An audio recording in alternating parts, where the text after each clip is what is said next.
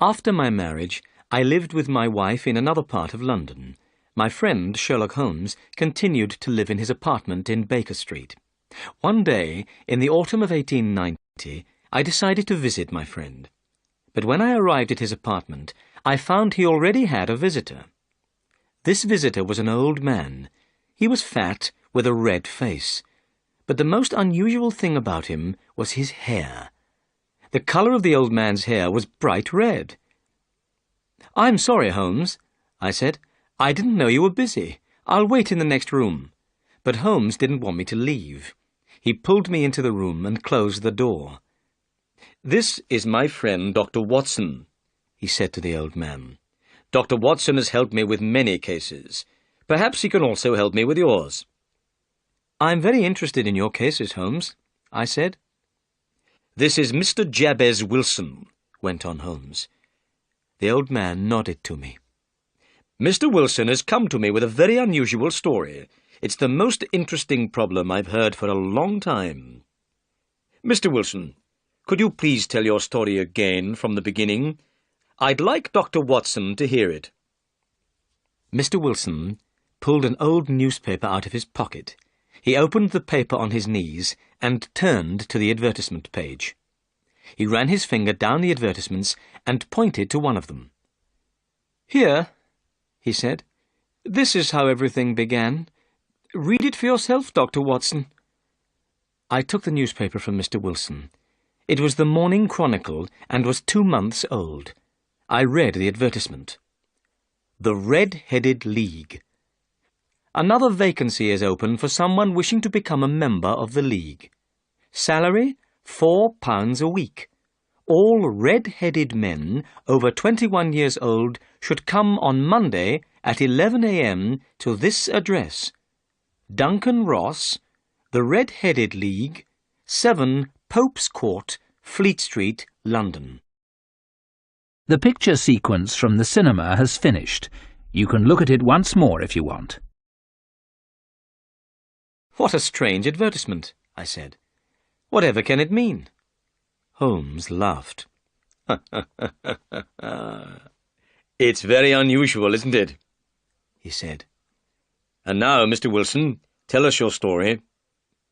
"Well," began Mr. Wilson, "I have a small shop in Saxe-Coburg Square in the City of London. But business hasn't been good for some time, and I don't make much money any more. I used to have 2 assistants, but now I can only pay 1. My assistant is very interested in learning the business, so he's willing to work for half pay." "That's very unusual," said Holmes. "What's the name of your assistant?"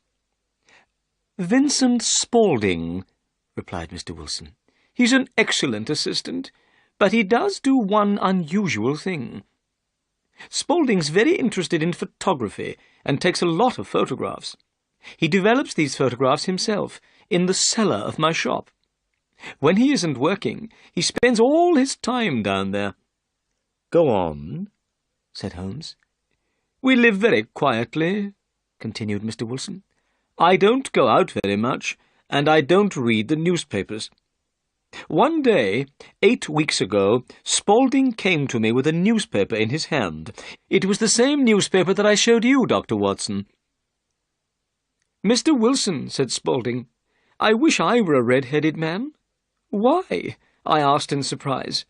"Well, here's another vacancy in the Red-Headed League," replied Spaulding. "The Red-Headed League?" I asked. "What's that?" Spaulding looked at me and laughed. "Haven't you ever heard of the Red-Headed League?" he said. "You could become a member and make a lot of money." "Well, when I heard that," said Mr. Wilson, "at once I became very interested. I needed more money, so I asked Spaulding to tell me more about this Red-Headed League. "I think," said Spaulding, "the League was started by an American called Ezekiah Hopkins. Ezekiah Hopkins was a very rich man and enjoyed doing unusual things. Hopkins was red-headed himself and liked all other red-headed men, so when he died, he left his money in his will to help red-headed men. The money was used to start the Red-Headed League. When a man became a member, he would be paid an excellent salary for very little work. "And now," said Spaulding, showing me the advertisement again, "here's another vacancy in the League. Why don't you go to Pope's Court, Mr. Wilson? I'm sure you could become a member." "Now, as you see, gentlemen," continued Mr. Wilson, "the colour of my hair is bright red, so I thought I could easily become a member of this red-headed League. Vincent Spaulding seemed to know a lot about the League, so I asked him to come with me to the address in the advertisement. We closed the shop for the day and set off for Pope's Court, Fleet Street." The picture sequence from the cinema has finished.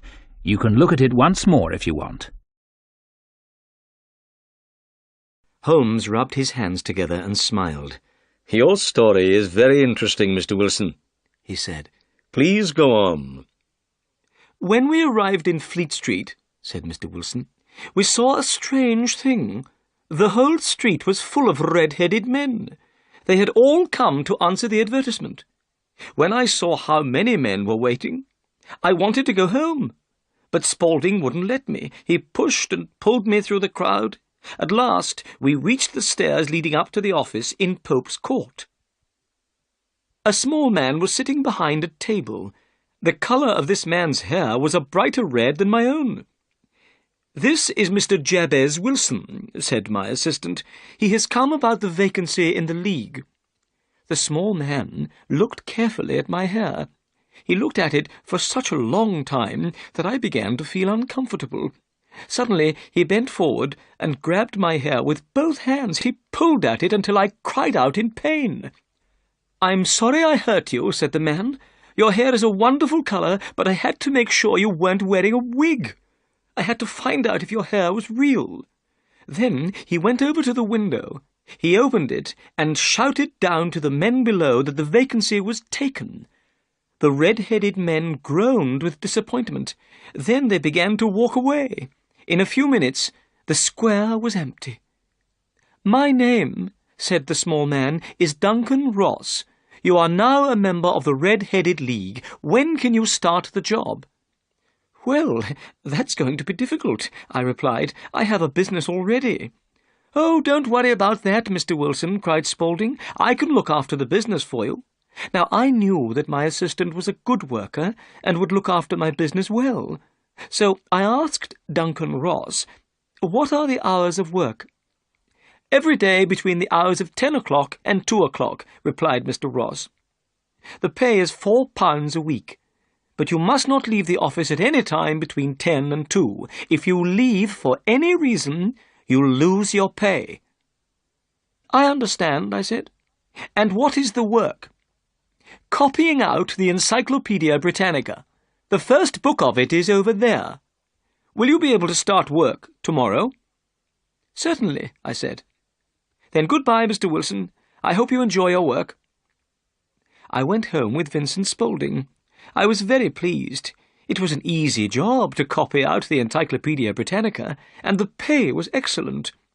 Next morning, when I arrived at the office, Duncan Ross was waiting for me. I started copying out the encyclopedia, beginning with subjects under the letter A. Sometimes Mr. Ross left the room, but he kept coming back to see me. At 2 o'clock he told me I had worked well. He was very pleased. Then I left, and he locked the office door behind me. The same thing happened every day for 8 weeks. Every morning I began work at 10, and every afternoon I left at 2. Every Saturday I was given £4 for my week's work. At first, Mr. Ross came into the office to watch me work, but after a time he stopped coming. However, I was afraid to leave the office. I didn't want to lose my pay. But suddenly, everything came to an end. 'To an end?' asked Holmes. 'Yes. This morning I went to work as usual at 10 o'clock, but the door was locked, and on it was this card.' Mr. Wilson held up a small piece of white card. This is what it said. 'The Red-Headed League is finished. The 9th of October, 1890.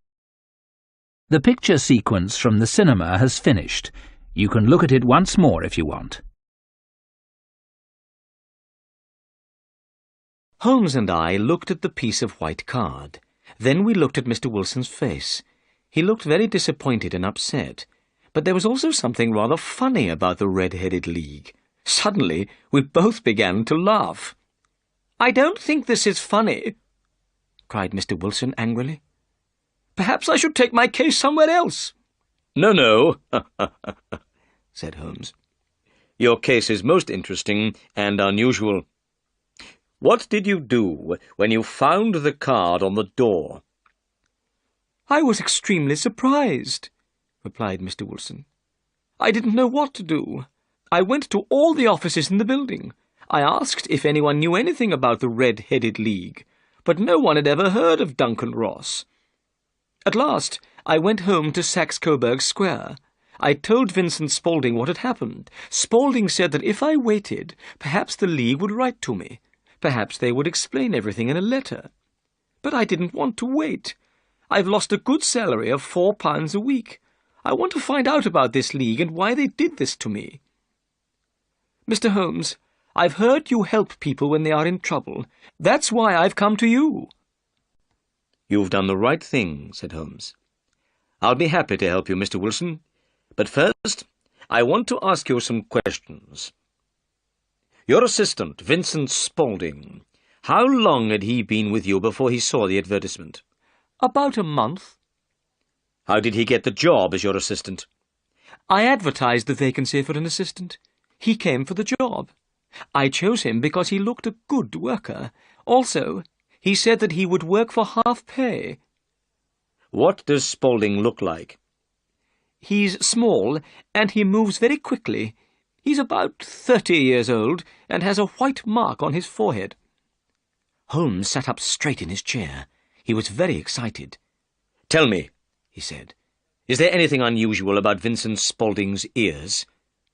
"Yes," replied Mr. Wilson.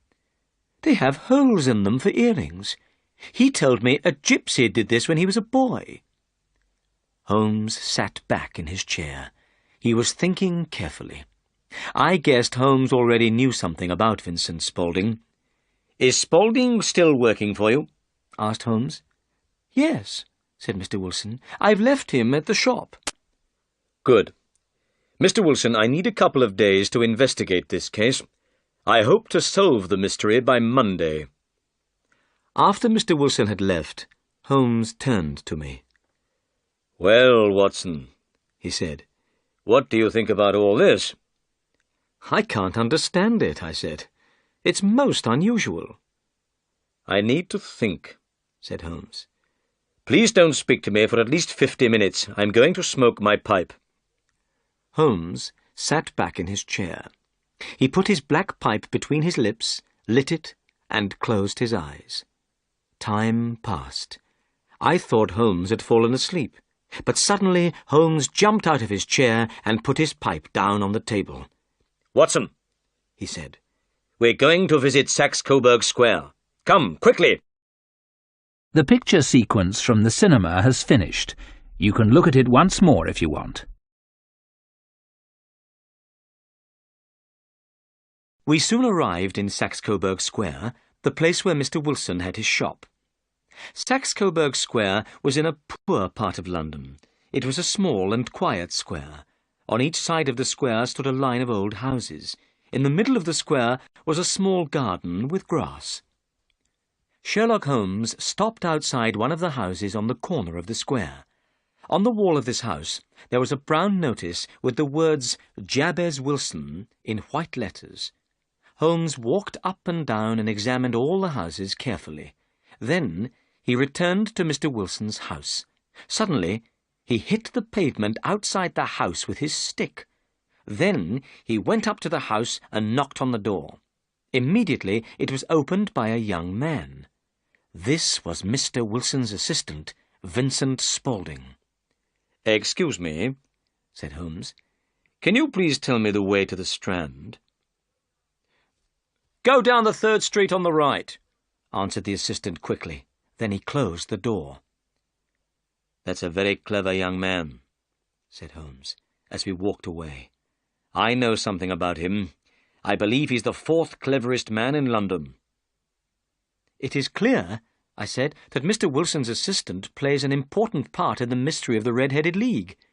Did you ask the way to the Strand in order to get a look at him? No, said Holmes, but I wanted to look at the knees of his trousers. The knees of his trousers? I cried in astonishment. Well then, Holmes, why did you hit the pavement? Watson, said Holmes, we haven't time to talk now. We've seen the front of Saxe-Coburg Square. Let's now investigate the street at the back. We went round the corner and walked to the street at the back of Mr. Wilson's shop. We were immediately in one of the busiest and most important streets in the City of London. A line of expensive shops and important businesses were on the side of the road. Hundreds of people were hurrying along the pavements, and the roadway was busy with traffic. It was hard to believe that Saxe-Coburg Square, with its poor old houses, was immediately behind the important buildings of this busy street. Holmes looked along the line of buildings. "This is very interesting, Watson," said Holmes. "There's a tobacconist's, a newspaper shop, a restaurant, and— ah, yes, the offices of the City and Suburban Bank." I could see that Holmes was very excited. "Well, Watson, I have some work to do that will take a few hours," went on Holmes. "This case at Saxe-Coburg Square is serious." "Serious?" I said. "Why?" "An important crime has been planned. I think we'll be in time to stop it, but I'll need your help tonight." "At what time?" 10 o'clock. "Then I'll be at your apartment at 10. "Good. And, Watson, there may be some danger, so please bring your gun with you." I said goodbye and went home. I thought about everything that had happened.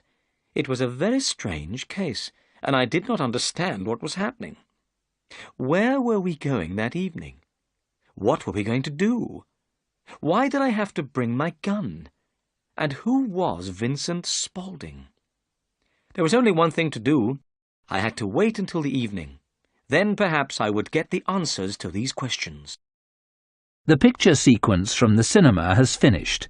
You can look at it once more if you want.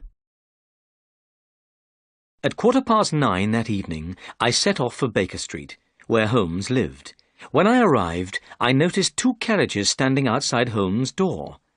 Inside his apartment, Holmes was talking with 2 men. One of them was Peter Jones, a police detective. The other man was tall and thin, with a sad-looking face. "Hello, Watson," said Holmes. "I think you already know Mr. Jones of Scotland Yard. Let me introduce Mr. Merryweather. Mr. Merryweather is also coming with us tonight." "I hope it's important," said Mr. Merryweather sadly. "I usually play cards with friends on Saturday evenings. I have played cards every Saturday night for the last 27 years. "I think," said Sherlock Holmes, "that tonight you'll play a more exciting game than cards. You, Mr. Merryweather, may lose £30,000. You, Jones, may win the prize of a criminal you want to catch." "The criminal John Clay, murderer and thief," said Jones. "He's a young man, but he's a very clever criminal. I want to catch him more than any criminal in London." "It's time to go now," said Holmes. 2 carriages are waiting. You 2 take the first carriage, and Watson and I will follow in the second."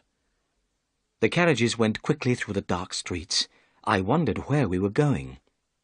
"We're nearly there," Holmes said to me at last.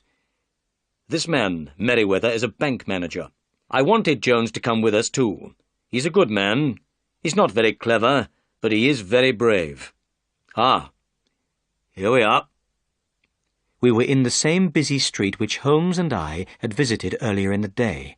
We got out of the carriages, and Mr. Merryweather took us down to a small side door. Through the door was a corridor with an iron gate at the end. Mr. Merryweather opened this gate and stopped to light a lantern.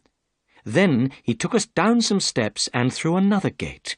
At last we were in a large cellar. This cellar was full of large boxes. Holmes took out his magnifying glass and went down on his knees to the floor. He examined the stones on the floor, then he jumped up and put the glass back in his pocket. "We have about an hour," he said. "The criminals will wait until Mr. Wilson is in bed. Then they'll move quickly. Watson, we're in the cellar of one of the most important banks in London. Mr. Merriweather is the manager of this bank.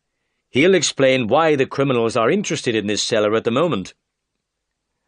"About 2 months ago," whispered Mr. Merriweather, "the bank received a huge amount of gold from the Bank of France. But we never used the money. It's still lying in boxes in this cellar." "I understand," I said. "Well," said Holmes, "let's make our plans. Mr. Merriweather, you must put out the lantern. But first, we must decide where to stand. These men are dangerous, and we must move carefully. I want you all to hide behind these boxes. When I shine my light on the men, attack them. If they fire a gun, Watson, shoot back at once." I hid behind a wooden box and put my gun on the top. Merriweather put out the lantern, and we were in complete darkness. "They have only one way of escape," whispered Holmes. "That's back through Wilson's shop, into Saxe-Coburg Square. Have you done what I asked you, Jones?" "3 police officers are waiting at the front door of Wilson's shop," replied Jones. "Excellent. Then everything is ready. And now we must be silent and wait." The picture sequence from the cinema has finished. You can look at it once more if you want. More than an hour went by.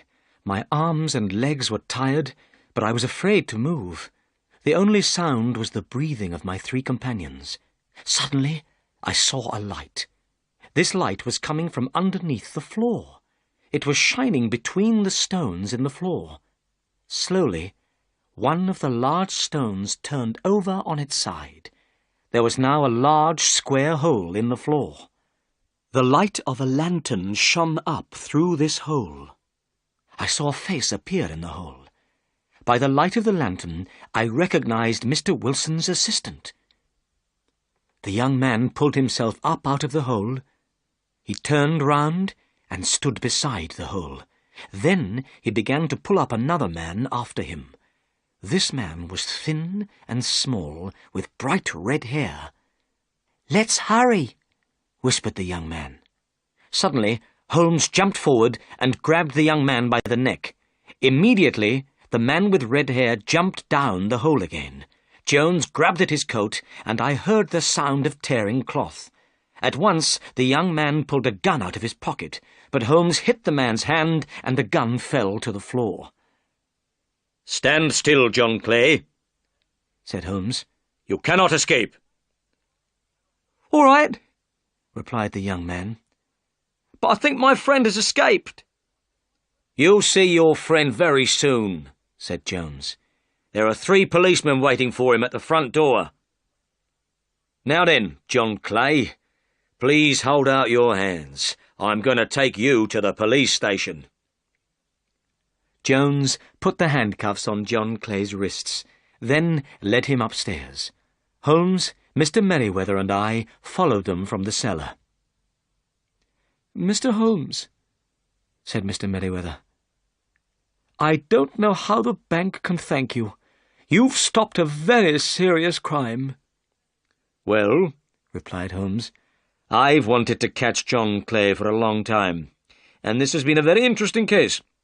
I enjoyed hearing the strange story of the Red-Headed League." The picture sequence from the cinema has finished.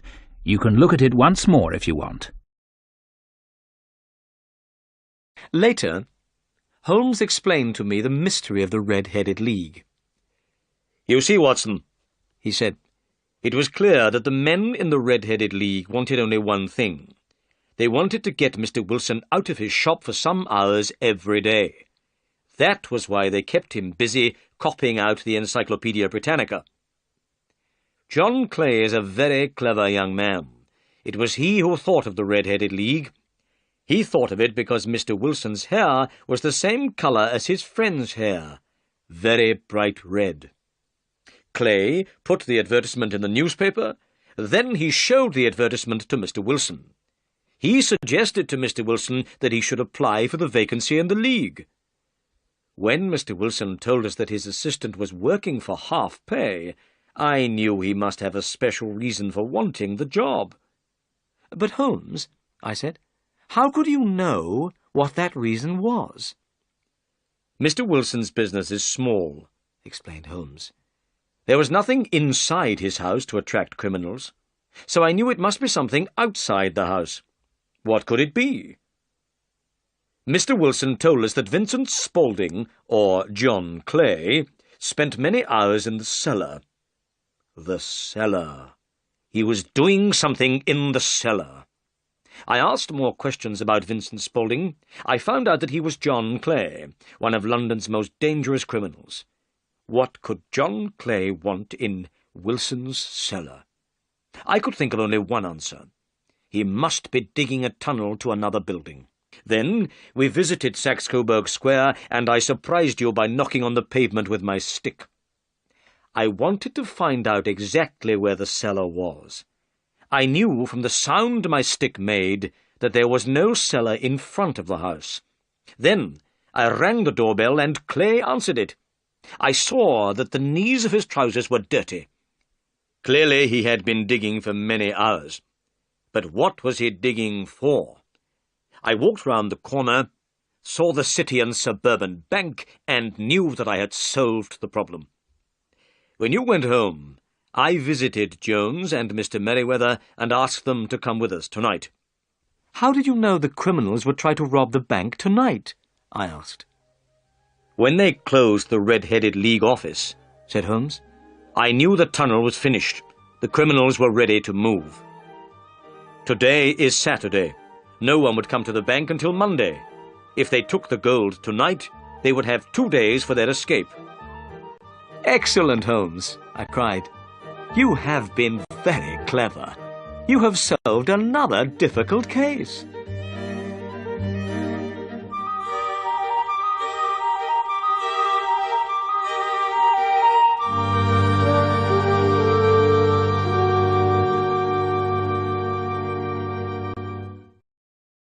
The picture sequence from the cinema has finished. You can look at it once more if you want.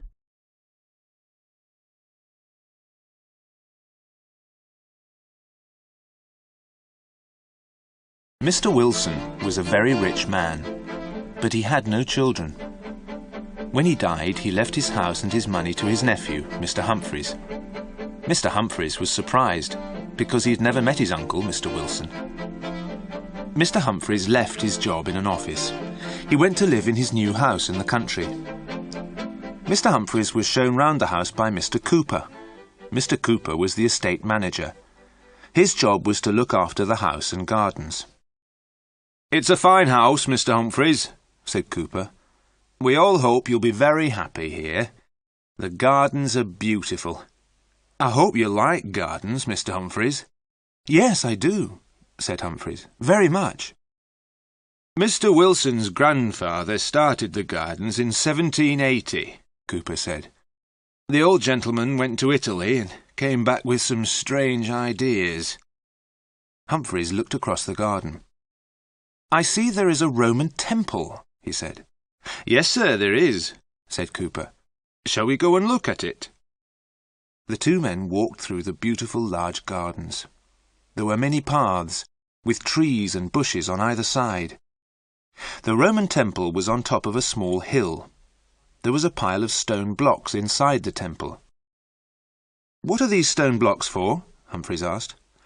"I don't know, sir," said Cooper. "They came out of the maze."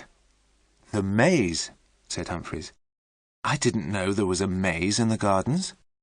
Did Mr. Wilson make it?"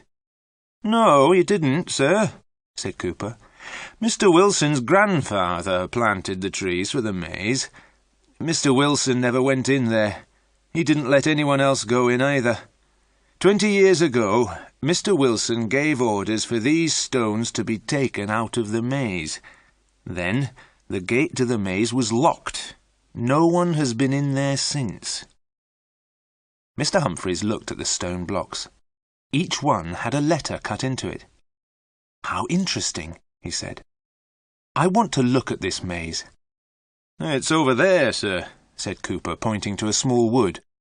"There's a wall around it and the gate's locked. I'll go to the house and get the key." Cooper went back to the house. Humphreys walked to the small wood. He found a wall with a gate. The gate was locked with an old padlock. Above the gate was some writing in Latin. Secretum meum mihi et filius domus mei. "Let me see," Humphreys said. "That means something like, 'My secret is for me and for the sons of my house.' Well, I'm a son of the house. The secret is mine, too."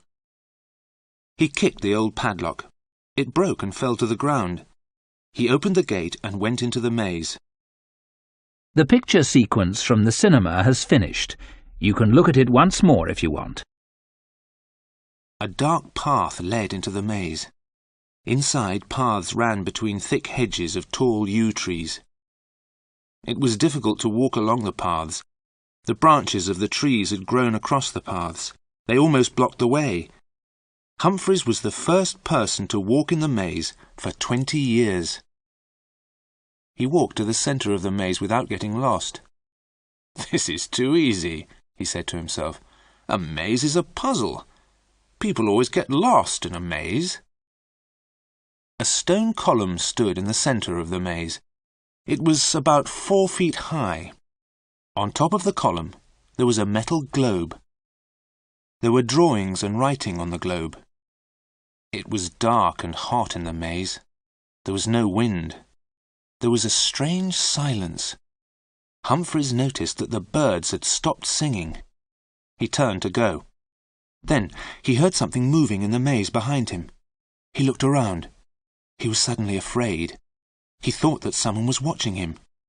"Ah, there you are," said Cooper, coming round a corner. "I followed your footprints in the dead leaves. I see you didn't need the key." Humphreys was pleased to see Cooper. He thought he was going to see someone or something else. The two men walked back to the house. "Can you ask the gardeners to clear the paths?" said Humphreys. "Tell me, why did Mr. Wilson close the maze?" "I'm not sure, sir," Cooper replied. "Mr. Wilson didn't like his grandfather, old Mr. Wilson, the one who planted the maze. He burnt all his grandfather's books. Perhaps that is why he closed the maze." "What do you know about old Mr. Wilson?" Humphreys asked. "Not much, sir," said Cooper. "He's been dead for 50 years. No one knows where he's buried. He had an Italian servant. The Italian servant buried his master at night. He was buried somewhere here in the gardens, but the grave has never been found." "How very strange," said Humphreys. Mr. Humphreys went back to the house. A letter was waiting for him. Bentley Manor, the 14th of August, 1880. Dear Mr. Humphreys, you don't know me, but I am your neighbour. I am writing a book on English gardens. May I visit your garden? I am interested in the maze. I asked your uncle many times to let me see the maze, but he never let me see it. I hope you will let me see it. Also, I'd like to have a plan of the maze. I hope this is possible. Your neighbour, Lady Wardrop. Mr. Humphreys immediately replied to Lady Wardrop's letter. He invited her to visit the gardens the next day. He promised to give her a plan of the maze. "I shall draw a plan tomorrow morning," he said to himself. The picture sequence from the cinema has finished. You can look at it once more if you want. He spent the evening in the library. There were thousands of books. He saw a very thin book on a high shelf. It was called The Secret of the Maze. He took the book to his bedroom. He wanted to read it before he fell asleep. He looked out of the bedroom window. There was a bright moon in the sky. The gardens were beautiful in the moonlight. White moonlight shone on the Roman temple. There was a red light in the maze. Something was burning. "Of course," Humphreys said to himself, "the gardeners cleared leaves from the paths of the maze this afternoon. They lit a fire to burn all the dead wood and leaves. The fire is still burning. There was one strange thing Mr. Humphreys did not like about the gardens. There was one yew tree, growing alone. It stood halfway between the maze and the house. "I haven't seen that tree before," Humphreys said. "It's in a strange place. I will tell the gardeners to cut it down." Then he started to read the small book called The Secret of the Maze. There was a story in the book about a maze. The story happened many, many years ago. The maze was in a strange land. At the centre of the maze there was a red jewel. The jewel was very valuable. Many men tried to find the jewel. Many men went into the maze, but no one ever came out again. One day, a traveller went into the maze. He saw the pathways clearly. The sun was shining. The traveller found the centre of the maze by the end of the day. The red jewel was at the centre of the maze. The jewel was the colour of fire. A voice spoke to the traveller. "You have learned the secret of the maze." A doorway opened to a beautiful garden. The voice said, "This is the garden of peace. You may go in, but you may never leave the garden again. Choose between the garden and the jewel. You cannot have both." The traveller wanted to be a rich man, so he took the jewel, and the garden disappeared. The traveller tried to find the path out of the maze, but he got lost. Night fell. The creatures of the night came out of the ground. They had no eyes, but they could smell the traveller. They had sharp teeth and claws. They were hungry for flesh and blood. The traveller ran along the dark pathways. The night creatures followed him. All night the traveller ran through the maze. All night the creatures followed him. In the morning, the night creatures disappeared back into the ground. Daylight came, but no sun. A thick white mist covered the maze. The tired traveller walked round the maze. At last he came to the gate. The gate was locked. Above the gate there was a sign. "No man may go out of this gate unless another man comes in." The traveller called through the gate to the people outside. "Come in and let me out. I know the secret of the maze. I have the jewel. Come in here and I will make you rich." But no one came. Humphreys put the book down and fell asleep. He started to dream. He was afraid. He was not in his bed. He was standing inside a gate. He was holding something in his hand. It was hot and red. It shone with a red light. There was a white mist all around him. He was calling out loudly, "Help me! Help me! Open the gate!" A face appeared at the gate. He thought he knew the person's face. The person smiled. He was opening the gate. Humphreys felt happy. "Free," he thought, "free at last." Then he looked at the man who was opening the gate. He knew the man's face. It was himself. "No, no!" Humphreys cried out and woke up. He was on the floor beside his bed. The book he had been reading was gone. It was never found again. The picture sequence from the cinema has finished. You can look at it once more if you want. After breakfast, Humphreys took some paper and a pen. He went out into the garden. "I will draw a plan of the maze," he said to himself. Once again he walked straight to the centre of the maze. He did not get lost. The gardeners had done their job well. The pathways were clear. The gardeners had also cleaned the metal globe. Humphreys looked at the globe carefully. A strange creature was drawn round the centre of the globe. The words Umbra Mortis, the shadow of death, were written below the creature. The creature was eating its own tail. Above the creature was a man with wings. The man's head was hidden by a ring at the top of the globe. Around the ring was written, Princeps Tenebrarum, the Prince of Darkness. The globe was very strange. Perhaps old Mr. Wilson had brought it back from Italy. Humphreys knocked on the metal globe with his hand. The metal did not seem very thick. The globe sounded hollow. Humphreys was surprised. The globe was hot. It burnt his hand. Was something burning inside the metal globe? He walked away from the globe. He started to draw a plan of the maze. It was difficult, and he made mistakes. Then it started to rain. Humphreys stopped drawing and went back to the house. In the afternoon the rain stopped. Soon after lunch, Lady Wardrop arrived. "It is very kind of you to let me see your gardens," Lady Wardrop said. "Tell me, do you have a plan of your maze?" "I started to draw one this morning," Humphreys said. "Oh, good," Lady Wardrop said. "Could you let me have a copy for my book?" Lady Wardrop talked about gardens. She had visited all the famous gardens in England. Humphreys listened politely and led her to the entrance of the maze. "Do you know the way to the centre of the maze?" asked Lady Wardrop. "Certainly," said Humphreys. "Please follow me." They walked around inside the maze for a quarter of an hour. They walked round and round in circles. Mr. Humphreys could not find the centre of the maze. "I am very sorry, Lady Wardrop," he said.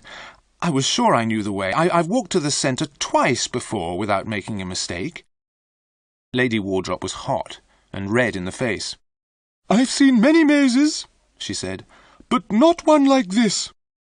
It makes me feel strange." "Why?" Humphreys asked. "Look," said Lady Wardrop, pointing to a tree. "Here's my handkerchief. We came along here 5 minutes ago. I put my handkerchief on a tree on the right-hand side of the path. Now we've come this way again, but my handkerchief is on the left-hand side." "That's because we've come from the other direction," Humphreys said. "I'm not so sure," Lady Wardrop said. "Also, have you noticed those holes in the ground? There is one on the left-hand side of each corner." "Those are probably where the stone blocks came from," said Humphreys. "We're near the gate. Shall we leave the maze and I'll show you the stone blocks?" He took Lady Wardrop to the Roman temple. He showed her the stone blocks. "Mr. Wilson took them out of the maze," he said. "Each block has a letter cut into it." "That is probably the answer to the puzzle of the maze," said Lady Wardrop. "Put the letters together and they will spell words. When the stones were in their holes, you followed the words to find the centre of the maze. But of course you had to know the words. That was the secret." "Aha! Very simple," said Humphreys as they walked back to the house. "I will let you have a plan of the maze very soon." "Thank you very much," said Lady Wardrop. "Use string." "String? What do you mean?" Humphreys asked. "Tie a ball of string to the gate," said Lady Wardrop. "Take the ball of string with you as you go through the maze. Then you can't get lost." "What a good idea," said Humphreys. Humphreys went to bed early, but did not read. He did not want any more bad dreams. He looked out of the window.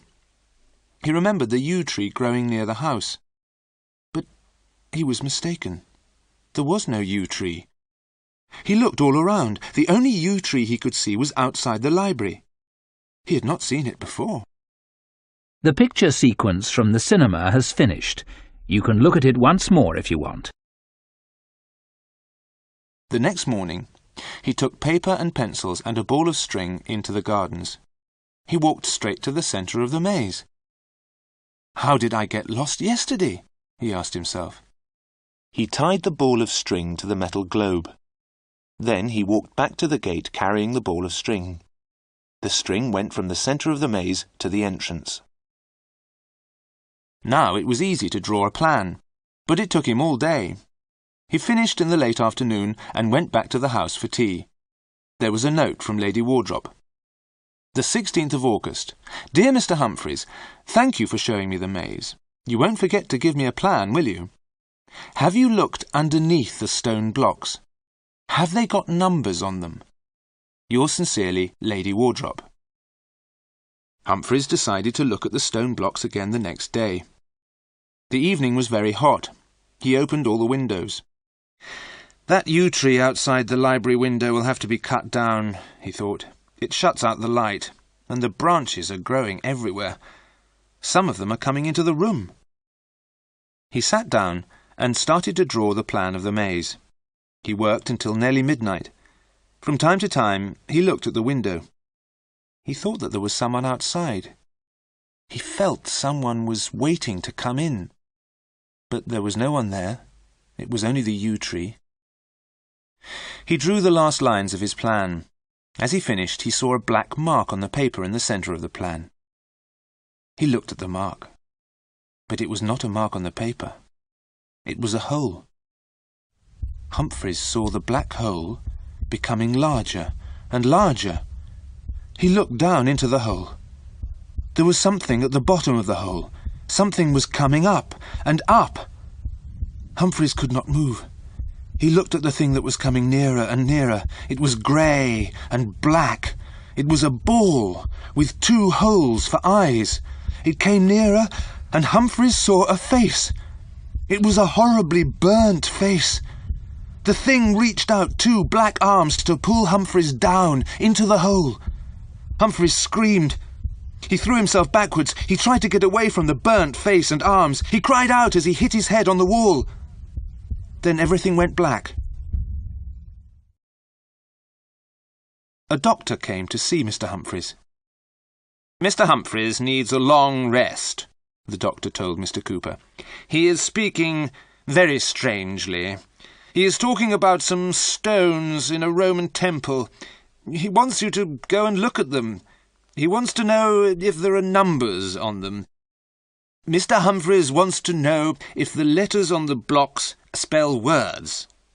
Also, he wants you to open the metal globe in the centre of the maze," the doctor went on. "After that, he wants you to cut down the maze and burn the trees." Lady Wardrop came to the house when she heard of Mr. Humphreys' illness. The gardeners were busy cutting down the maze and burning the yew trees. Cooper came up to her and said, "Excuse me, Lady Wardrop, but we've got 2 strange things here. Shall I show them to Mr. Humphreys?" "Let me see them," said Lady Wardrop. The first thing was a broken metal globe. Inside the globe was the burnt body of a man. "We think it's the body of old Mr. Wilson," said Cooper. "We never found out where he was buried." The second thing which Cooper showed Lady Wardrop was a row of stone blocks. They were outside the Roman temple. "There was a number on the bottom of each block," said Cooper. "I put them in order. I'm afraid I don't know much Latin, Lady Wardrop. Can you tell us what it means?" The words on the blocks said, "Penetrans ad interiora mortis." "I think it means the path to the centre of death," said Lady Wardrop. The picture sequence from the cinema has finished. You can look at it once more if you want.